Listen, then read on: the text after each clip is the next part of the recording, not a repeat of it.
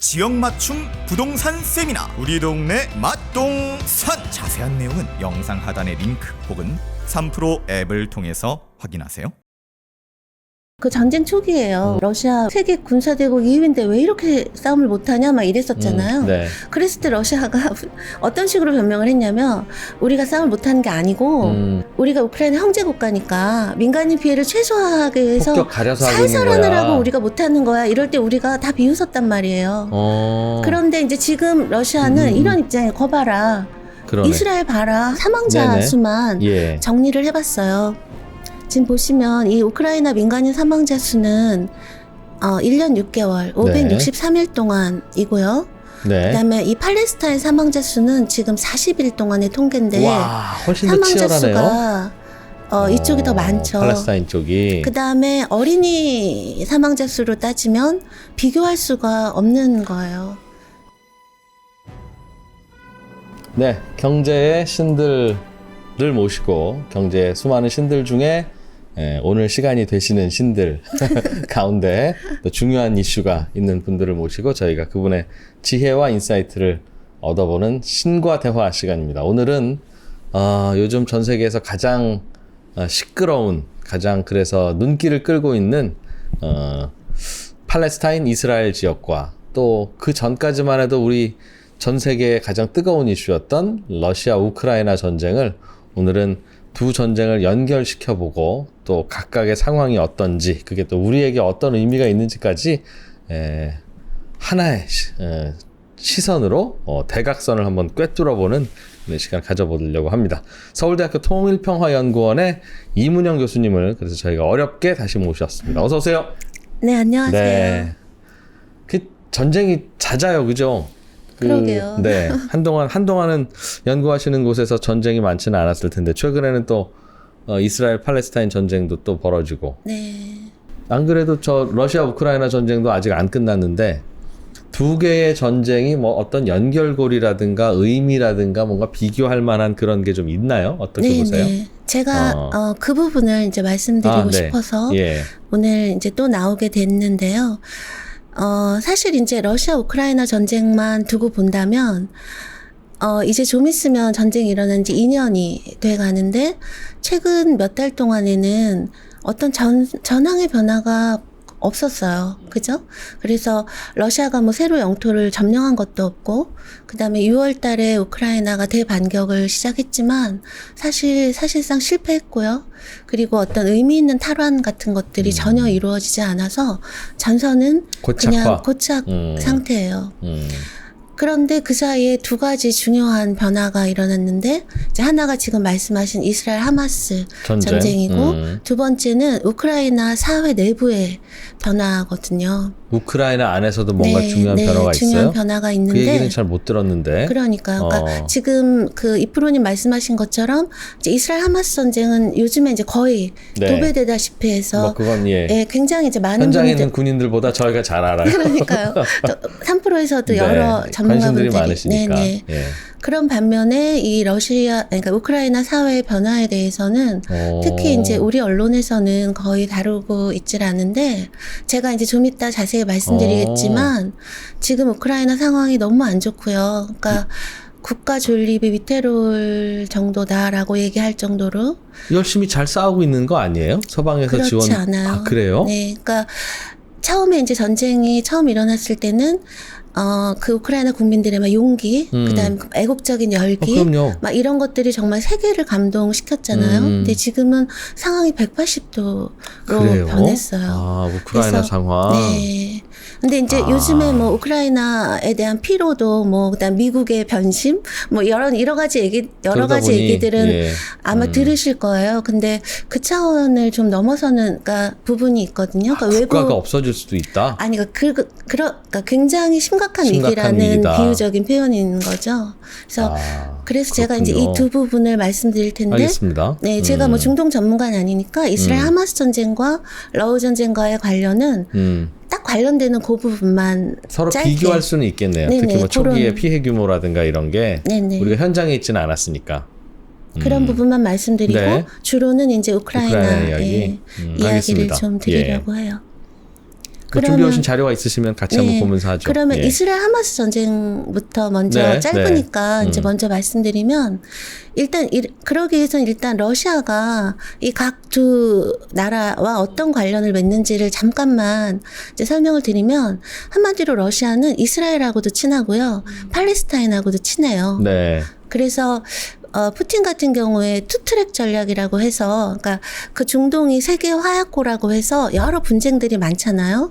그래서 여러 전선들이 형성이 되어 있는데, 그랬을 때 그 푸틴의 전략은 양쪽이랑 다 친한다예요. 그러니까 예를 들면 이스라엘하고 팔레스타인 같은 경우 둘 다 친하고, 그다음에 또 이제 중동에서 그런 전선 중에 중요한 게 이란하고 사우디잖아요. 예, 예. 그러니까 중동이 같은 이슬람인 것 같아도 이란은 시아파 종주국이고 사우디는 수니파. 예. 그다음에 이제 아랍 국가들의 어떤 큰형, 맏형의 그런 위치라 예. 둘이 사이 되게 안 좋거든요. 그래서 7, 8년 전에는 단교까지 했고 네. 그게 얼마 전에 중국이 중재를 해서 드디어 이란하고 사우디가 국교 맞아요. 정상화를 네. 했다 하는 게 이제 동맥락이에요. 예, 예. 그러면 푸틴은 이란하고도 친하고 사우디하고도 친하고.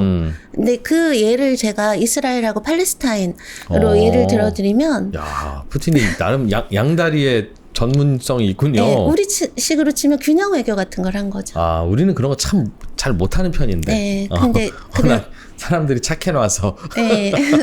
그래서 이제 사실은 소련 시대에는 냉전 시기였고 이념회에서 딱 양분되는 거였고 이스라엘이 대표적인 친미 국가잖아요. 그러니까 소련 시절에는 안 친했어요. 그리고 여러분 이미 잘 아시겠지만 이스라엘이 1948년에 건국 선언을 하고 4번을 전쟁을 했잖아요. 네, 주변국들하고. 팔레스타인과 그를 지원하는 뭐 이집트나 이런 아랍 국가들하고 그랬을 때 그때 소련이 3차 중동전쟁, 그러니까 1967년이었는데 그때부터는 군사적으로 개입도 하고 무기 지원도 하고 근데 그 전쟁에서 이스라엘이 대승을 했거든요. 네, 네. 그리고 나서는 아예 단교를 해버렸어요. 러시아하고 소련하고. 예. 그래서 그 단교 상태가 냉전 해체될 때까지 이제 유지되어 왔는데 그러나 이제 옐친 시기에는 막 그런 걸 정리할 겨를이 러시아가 없었고요. 바빴고 그때는. 네, 예. 근데 이제 푸틴 시기에 들어서면서부터는 그거를 정상화시키기 시작한 거죠. 아주 그 빠른 템포로. 근데 제일 중요한 게 휴먼 타이였는데요. 그러니까 구소련이 해체되고 나서 구소련의 유대인들이 네. 거의 한 150만 명이 이스라엘로 이주를 했어요. 아, 맞아. 거기 유대인들 네. 많이 살았죠. 예. 그래서 러시아의 유대인만이 아니라 뭐 벨라루스나 우크라이나 유대인들. 근데 이 사람들이 다 러시아어를 사용하는 러시안 스피커거든요. 네. 그래서 현지 스코어 이스라엘 인구의 15%, 130만 명이 러시안 스피커예요. 아하. 그러면 관계가 좀 뭐 아무래도 누그러지겠죠. 그렇죠. 좋아야 되죠. 그리고 내가 살던 곳인데 네, 그분들 입장에서는. 그 다음에 그런 관계 때문에 러시아 사람들이 이스라엘로 관광 엄청 가요. 아, 그렇겠네요. 1년에 50만 명씩 막 가니까. 7명 중에 1명은 말통하니까. 그렇죠. 그러니까 지금 이스라엘의 제3의 언어가 러시아어라서 이스라엘 가면은 히브리어, 아랍어, 러시아어가 간판에 같이 쓰여 있는 경우가 많다고 하더라고요. 히브리어 아랍어야 그 동네 언어니까. 그렇죠. 그 동네 언어 말고의 진정한 제2외국어가 러시아어군요. 러시아어인 거죠. 그러니까 130만 명이면 인구의 15%면 꽤 유대인들이 러시아에 그렇게 많이 가 머물러 있었던 것은 아무래도 나치의 박해를 피해서 간 아니요. 겁니까? 그런 건 아니고요.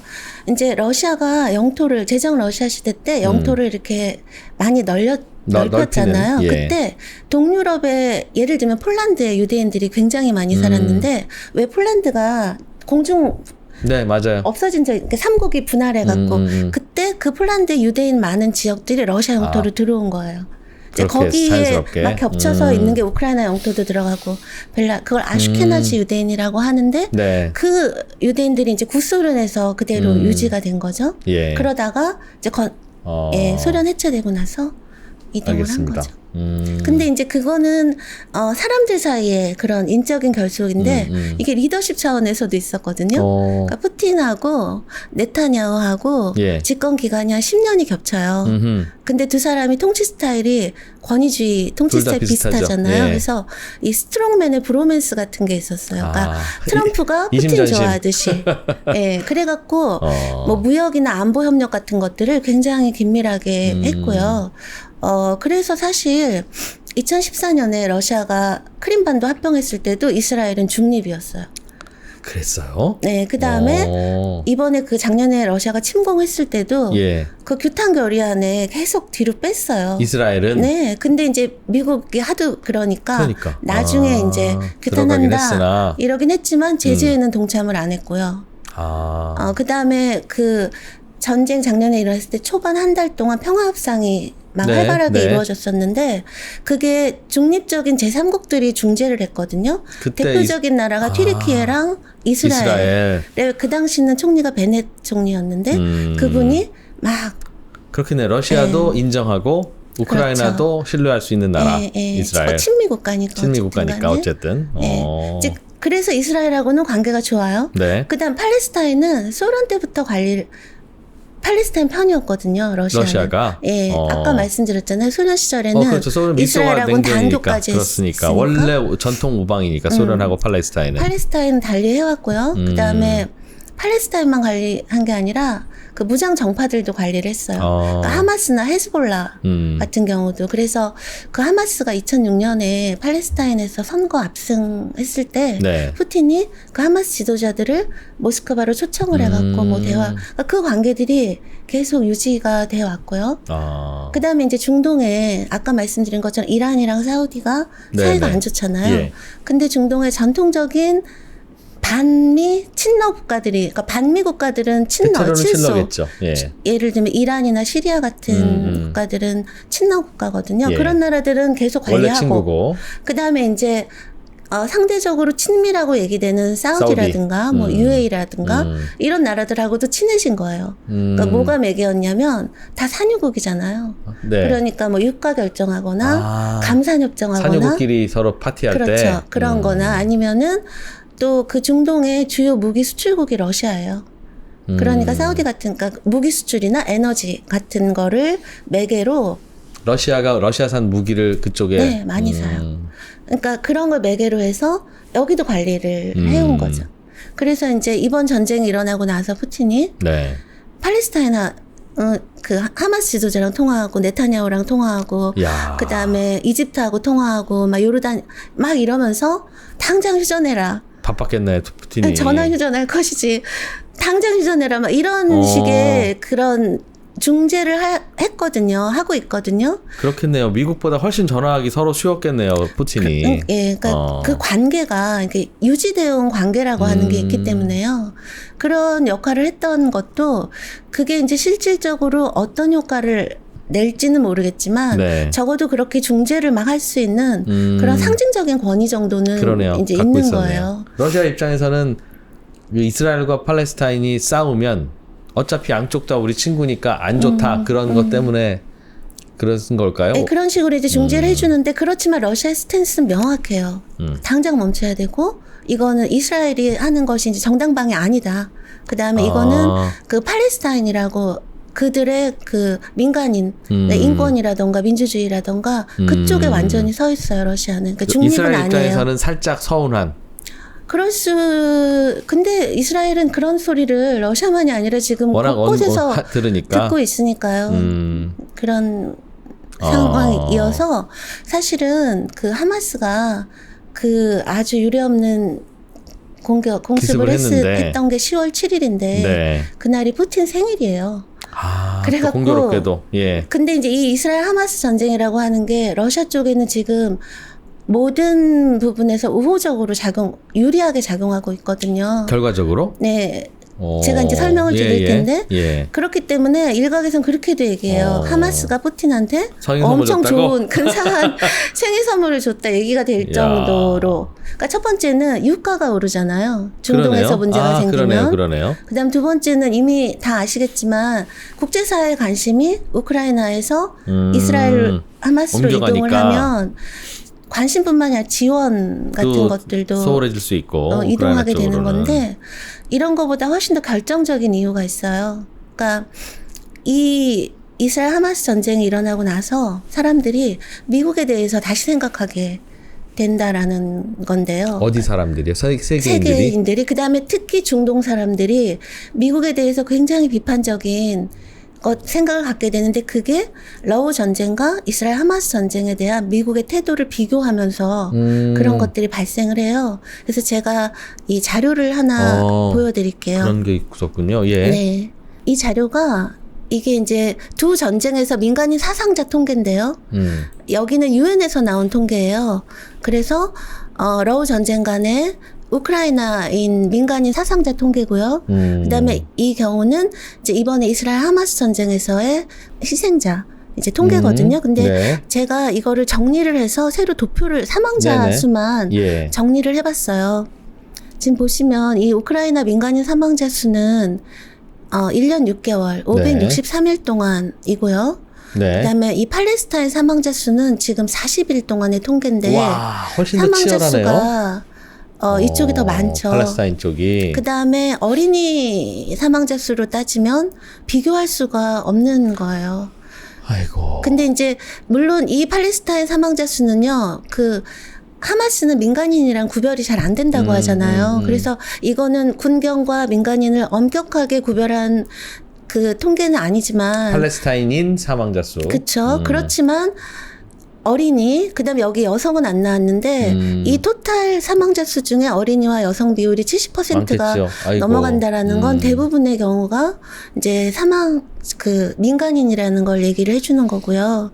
그다음에 여기 보시면 여기 미싱이 따로 있거든요. 네. 이 통계에 잡히지 않는 2,700명이 미싱인데요. 행방불명 상태인데 그 중에 또 1,500명이 어린이에요. 생사를 알 수 없다 이거죠, 네. 저분들은. 그러면 그런 경우는 대개의 경우 희생된 경우가 많다고 그렇겠죠. 하더라고요. 그러면 어린이 희생자가 40일 동안에 거의 와. 6,000명이 되는 거기 때문에 이게 아니 원래 팔레스타인의 인구 구조상 어린이가 저렇게 많은가 보죠? 네, 그러니까 이 가자지구만 따지면 인구가 230만이라고 하는데요. 네. 그중에 40% 이상이 어린이라고 해요. 그러니까 지금 어떤 이유건 간에 아무리 하마스가 시작했어도 멈추라고 하는 이유가 거기에 있는 것이죠.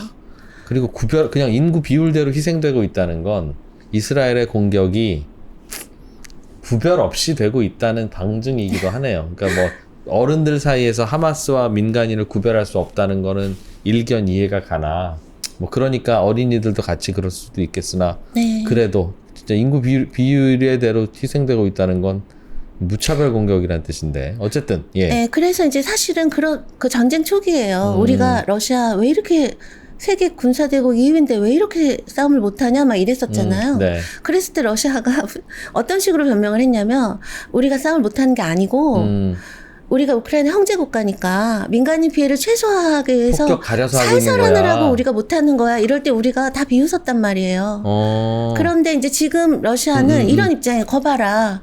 그러네. 이스라엘 봐라. 한 달 만에 이렇게 되는데 라고 이제 얘기를 한단 말이에요. 근데 제가 이 말씀을 드리는 이유는 그런 러시아의 주장이 맞다거나 아니면 그래도 이스라엘보단 러시아가 낫다 이 말씀을 드리려는 게 아니고요. 이거를 바라보는 세계, 특히 당사자인 중동의 판단인 거예요. 그러니까 중동 러시아 우크라이나 전쟁이 처음 일어났을 때 미국이 이 반인륜적인 이 러시아 용서할 수 절대 용서해서는 안 되고 응징해야 된다. 세계가 여기 동참해야 된다라고 이제 얘기를 했단 말이에요. 그랬는데 지금 똑같은 사태가 일어났고 어떻게 보면 더 절박한 상황인데 완전히 반대의 태도를 보였다라는 거죠. 미국은? 네, 그러니까 지금은 국제사회가 하도 비난을 하니까 미국도 이스라엘에게 자제라든가 뭐 확산 안 되도록 뭐 이런 여러 가지 요구를 하지만 그럼에도 불구하고 얼마 전에요 유엔에서 이런 인도주의적인 차원에서 이 이스라엘 하마스 전쟁을 당장 휴전해라라고 하는 결의안, 휴전 촉구 결의안 을 채택했는데 그때 140개국이 찬성을 했거든요. 14개 나라만 반대를 했어요. 거기 미국이 있어요. 세계, 특히 중동 사람들이 보는 거는 그러나 미국은 가치의 전쟁을 얘기를 했고 인권과 사람의 생명과 민주주의를 얘기를 했는데 어떻게 러시아 우크라이나 전쟁과 이스라엘 하마스 전쟁에 대한 태도가 이렇게 다를 수가 있느냐. 그래서 이제 이런 상황이기 때문에 어떤 러우 전쟁에서 미국이 가지고 있었던 러시아에 대한 도덕적인 권위라고 하는 것이 지금 그건 굉장히 중요한 요소였잖아요. 그렇죠. 예. 왜냐하면 전 세계에서 지원하고 연대하기 위해서 중요한 권위는 사실 그 도덕적인 권위잖아요. 근데 그게 굉장히 많이 침식이 된 상태라는 것이죠. 네. 그러니까 아까 앞서 말씀드렸던 뭐 유가 상승 뭐 여러 가지 그런 야. 객관적인 변화와 함께 이제 이런 그 변화가 있었다는 걸 말씀드리고 싶고. 푸틴 입장에서는 정말 도움이 많이 됐네요. 그렇죠. 근데 이제 사실은 그 중동이요. 이 일이 아니었다 하더라도 중동은 러우 전쟁에서 러시아에게 그렇게 부정적이지 않았고요. 그거 제가 이제 지도를 한번 보여드릴게요. 어허, 예. 제가 처음에 이제 보여드린 지도기도 한데요.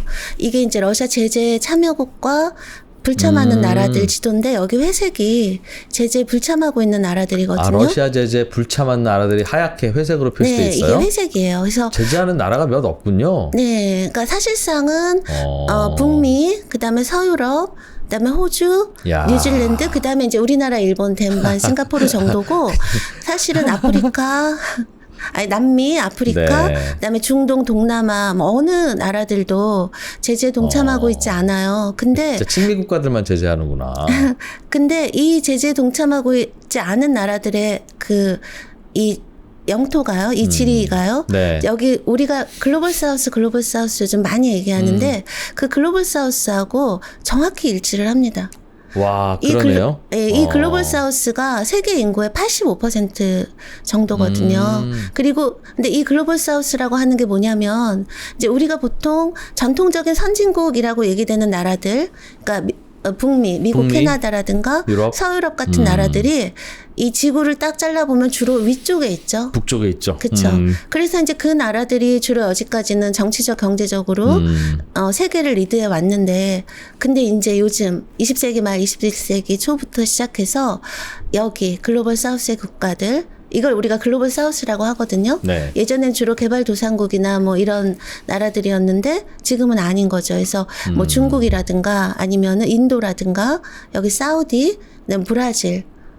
지금 이런 나라들이 세계에서 갖는 정치적이거나 경제적인 위상이라고 하는 게 예. 굉장히 올라갔잖아요. 네네. 일종의 라이징 파워라고 이제 얘기되는 그 지역인 것이고, 그래서 우리가 그걸 통틀어서 이제 글로벌 사우스라고 얘기하는데 이 글로벌 사우스의 핵심 중에 하나가 바로 중동인 것이죠. 예, 예. 근데 지금 보여드린 것처럼 글로벌 사우스는 지금 이 이스라엘 하마스 전쟁이 있기 전부터도 러시아에 대한 제재에 동참하지 않을 뿐만 아니라 오히려 더 활발하게 교류하고 러시아와 예, 자기 국익과 관련되는 면에서 더 활발하게 교류를 해왔어요. 그러니까 예를 들면 전쟁 나고 3월에 규탄 결의안을 141개국이 찬성해서 통과했을 때 러시아 규탄 결의안. 예. 결의안 그때 글로벌 사우스 중에 35개국은 기권 중립을 지켰어요. 그러니까 중국이라든가 뭐 이란이라든가 인도라든가 그 다음에 또 10월에는요 러시아가 이 전쟁에 대한 보상을 반드시 해야 된다라는 보상 결의안을 네. 채택시켰는데 그때는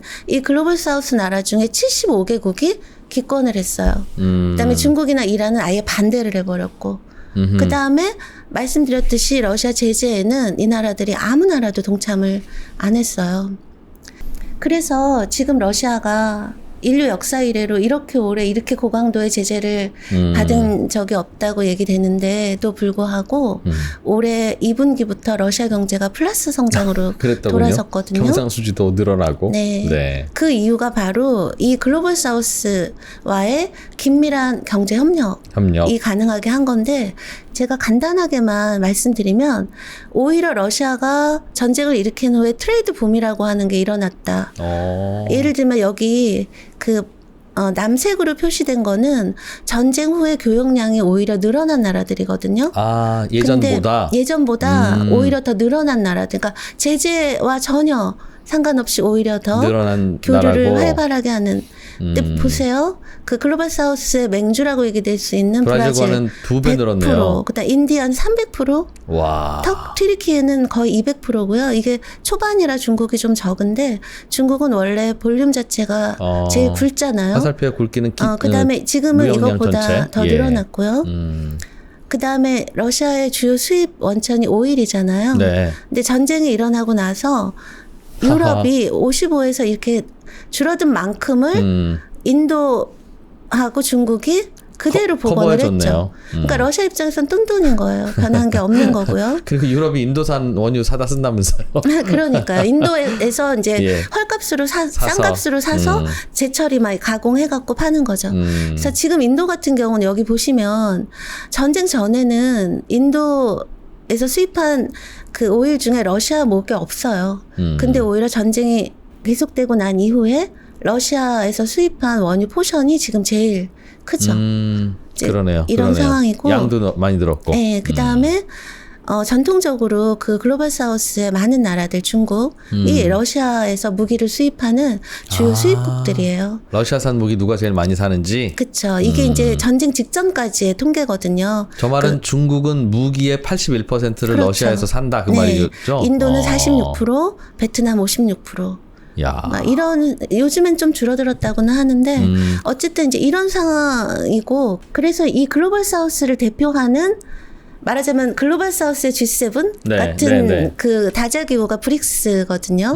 그래서 이게 이름 자체가 브라질, 러시아, 인도, 차이나 그다음에 남아프리카 공화국 예. 이렇게 되는 건데 올해 8월에 브릭스가 정상회의를 열었는데 네. 문전 성시를 이뤘어요. 그래서 22개국이 가입 신청을 했는데 이제 브릭스에서 골라서 6개국을 추가로. 추가로 신규 회원국으로 받아들였거든요. 근데 네. 여기 보세요. 중동의 대표적인 나라들이 다 들어가 있죠. 이집트, 이란, UAE, 사우디아라비아. 예. 그래서 사실 브릭스는요.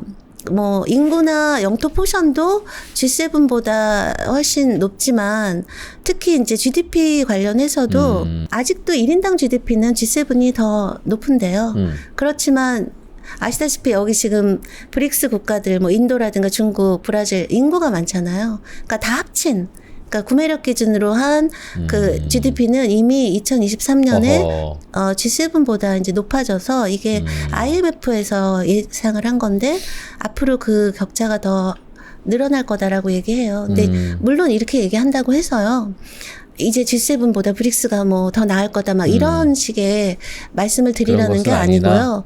그리고 어떤 그 조직의 안정성이나 합의 수준 같은 경우에 있어서는 브릭스는 아직도 불안 요소들이 굉장히 많아요. 그러니까 예를 들어 브릭스에서 러시아나 중국 같은 경우는 예. 이 브릭스를 미국의 대항마, G7의 대항마처럼 하고 그다음에 이걸 이제 안보 동맹으로까지 발전시키려는 예, 예. 생각이 있다면 있겠죠. 브라질이나 인도는 그걸 계속 차단하는 거죠. 그러니까 우리는 그냥 경제적으로 도움되는 쪽에 그쵸. 같이 모여 있을 뿐이야. 그러니까 제가 아까 브릭스나 글로벌 사우스가 러시아하고 경제 교류를 활발히 하고 있다고 해서 네. 러시아 편만인 게 아니에요. 미국 편이기도 해요. 또 미국 그렇겠죠. 편이 아니고 러시아 편도 아니기도 하고 이들은 굉장히 유연하게 그때. 자기 국익에 따라서 의제별로 사안별로 이렇게 움직이고 있거든요. 그러고 있는데 만약에 중국이나 러시아가 브릭스는 뭐 예를 들어 반 G7, 뭐 반미 이런 하자고 하면 그건 라벨링을 아니다. 하는 거는 전혀 원하는 바가 아니기 때문에 브라질이나 인도는 이제 그런 것들을 계속 안 하려고 하고, 그러니까 여러 가지의 어떤 불안 요소는 있지만 브릭스 안에서도 네네. 아까 보니까 그래 맞아 러시아 우크라이나 전쟁에 대해서 브릭스 안에서도 저건 러시아가 잘못한 거야라고 하는 쪽도 있고. 뭐 러시아가 잘못은 했지만 뭐 그걸 다 보상까지 하라고 해 하는 분도 있고 네네. 잘못한 게 뭐 있니? 라는 분도 있으니 네네.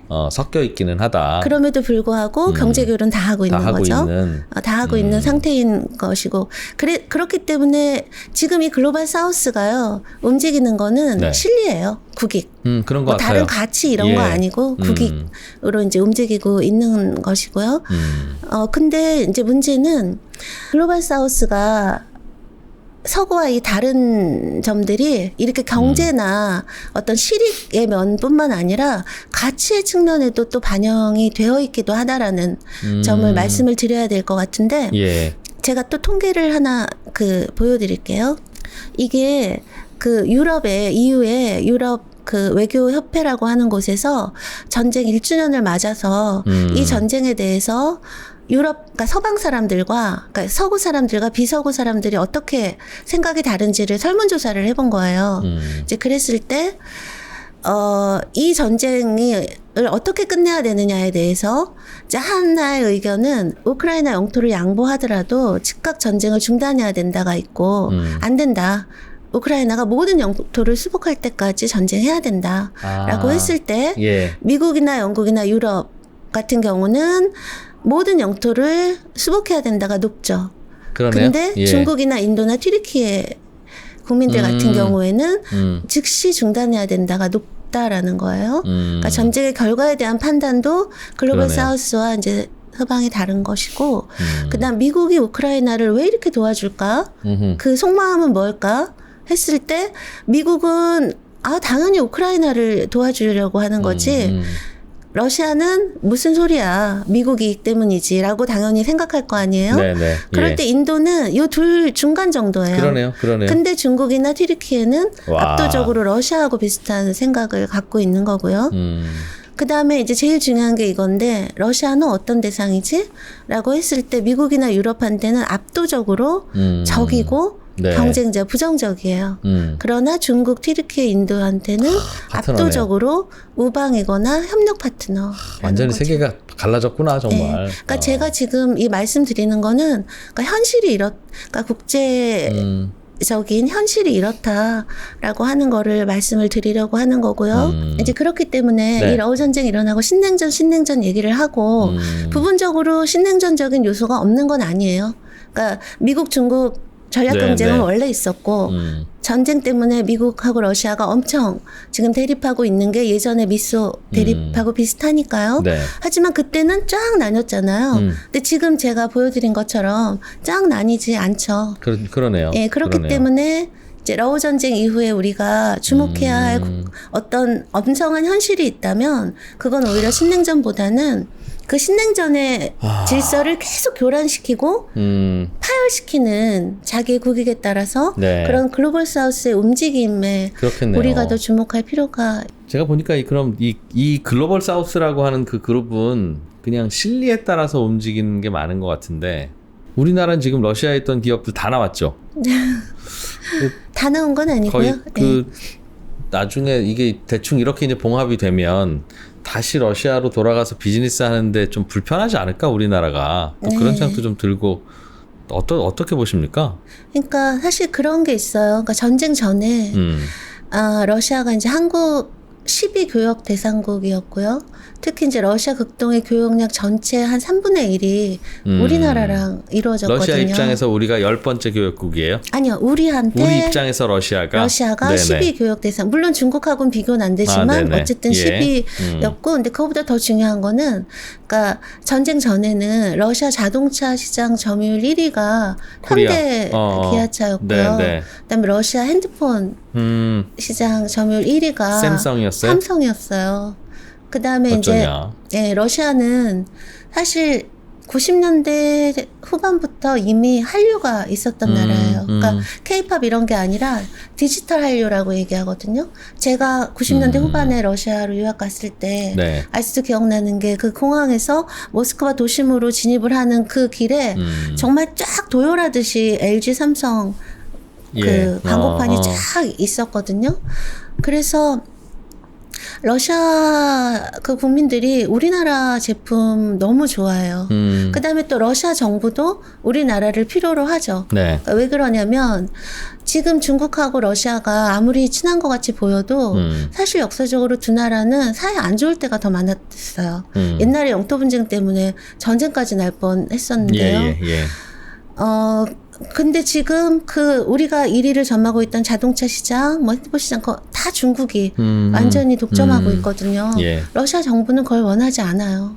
그러니까 아하. 중국은 지금은 전략적인 어떤 그 동반자 관계지만 너무 위험한 파트너라는 거죠. 러시아 입장에서는 네네. 위협적인 파트너고. 너무 의존하지는 말자라는 게 러시아 생각이군요. 그다음에 이제 또 일본 같은 경우도 뭐 러시아 국민들이 일본도 좋아하긴 하지만 어쨌든 일본은 지금 2차 대전 이후에 아직도 러시아하고 평화 조약을 맺지 않은 상태고 영토 분쟁 상대국이란 있죠? 말이에요. 예. 저 코릴 사계섬 그런 상태인데 한국은요. 그러니까 한국은 한 번도 제국인 적이 없어요.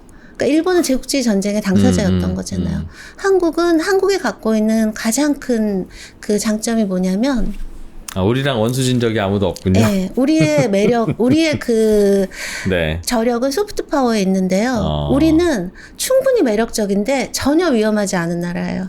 야, 그러네, 그러고 보니까. 그렇죠. 그러니까 우리는 한 번도 제국인 적이 없었고 너무나 매력적이지만 전혀 위협적이지 않은 나라. 그 후진국 출신 유일한 선진국이라서 그렇잖아요. 그런 것도 있고 그렇기 때문에 그러니까 예를 들면 그런 거예요. 왜 판무 이렇게 좀 너무 매력 있으면 좀 치명적이잖아요. 그렇죠. 판무 파탈이나 나쁜 남자 뭐 이런 건데 한국은 말하자면 너무나 아름다우면서 성격도 좋은 사람 같은 거란 말이에요. 위험하지 않은 좋은 남자구나. 그죠. 그런데다 러시아 국민들이 또 우리나라 제품을 너무 좋아해요. 그러니까 예. 러시아에서 우리가 뭐 명품까지는 아니지만 우리나라 가전제품이나 뭐 핸드폰을 드는 게 되게 뽀대나는 그런 거란 하고. 말이에요. 우리 요즘 MZ세대들이 아이폰 뭐 하는 것처럼. 집에 가면 도시락 먹고 초코파이 먹고. 그렇죠. 그렇기 때문에 러시아 정부 입장에서도 그러니까 중국에 의한 그런 독점, 중국에 대한 의존도가 너무 심해진다거나 이런 것들을 차단할 수 있고 그러면서도 되게 매력적이고 안전하고 한 한국에 대한 어떤 그런 그 선호라고 하는 게 이제 존재하는데요. 근데 이제 러우 전쟁으로 인해서 사실 우리가 이만큼 오는데 노태우 정부 북방 정책 이후로 거의 30년이 걸렸거든요. 러시아 자동차 시장 1위 뭐 이런 1위 이렇게까지 하고 러시아 국민도 정부도 우리를 원하고 하는데 30년이 넘게 걸렸는데 사실 우리 전쟁 당사자도 아닌데 더구나 이 전쟁은 너무나 논쟁적인 전쟁이잖아요. 여기에 이제 우리가 우리의 30년을 지불해야 되나라고 하는 생각이 들기는 하죠. 그러니까 우리는 러시아 우크라이나 전쟁이든 팔레스타인 이스라엘 전쟁이든 어디 나가서 거기에 대해서 이야기할 때 진짜 말 조심해야 되겠다. 그러니까 뭐 우리 생각은 있을 수 있으나 상대방 국가가 이 이슈에 대해서 그리 간단하게 생각하고 있는 게 아니다. 는 걸 꼭 기억하고 그러니까 이야기를 해야 되겠네요. 네, 다 다른 거죠. 근데 이제 제가 이스라엘 하마스랑 이제 관련 지으면 결국 결론적으로 이스라엘 하마스 전쟁 있기 전에도 글로벌 사우스는 러시아에 대해서 굉장히 실리적으로, 그러니까 러우 전쟁에 대해서 굉장히 실용적인 차원에서 했었다. 접근을 해왔는데, 그것이 이제 이스라엘 하마스 전쟁이 일어나고 나서는 조금 더 러시아에 유리한 방향으로 더욱더 더 움직이고 있고, 그러니까 알겠어요. 그때 러시아 편 슬쩍 들어준 게 약간 명분으로서 좀 밀리긴 했었다는 느낌을 가졌으나 근데 인젠 그 명분조차도 팔레스타인 이 이스라엘 전쟁에서 미국이 하는 짓을 보니 뭐 명분이고 뭐고 뭐 노골적이구나. 이제 오히려 그럼 우리도 대놓고 러시아 편 할랜다. 모르겠어요. 뭐 그렇게까지 할지는 모르겠지만 어쨌든 이제 우크라이나의 절대로 우호적이지 않은 지금 현재 상황이 그런데 지금 우크라이나 내부 상황은 이제 더 심각하다는 말씀을 이제 우크라이나 얘기를 드릴게요. 그래서